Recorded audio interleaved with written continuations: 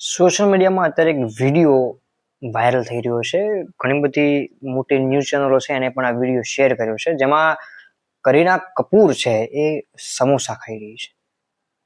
આ વાતનું લોજિક શું છે? સામાન્ય લોકોને કરીના કપૂર શું ખાય છે એનાથી શું ફરક પડે છે? એ માહિતી એમને રાખીને શું કરવાની? આ કઈ માહિતી આપવાનું સેન્સ છે? કરીના કપૂર સમોસા ખાય, પીઝા ખાય, બર્ગર ખાય, ચીઝ ખાય, જે ખાવું એ ખાય, એનું પર્સનલ છે.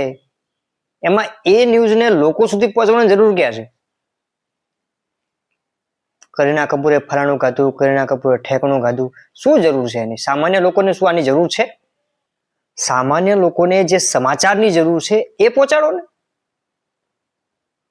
ફલાણીએ ફેલું ખાધું, ફલાણીએ ઢેકણું ખાધું, શું જરૂર છે આની? ખબર છે સેલિબ્રિટી છે, લોકોને ખબર છે સેલિબ્રિટી છે, પતી ગયું.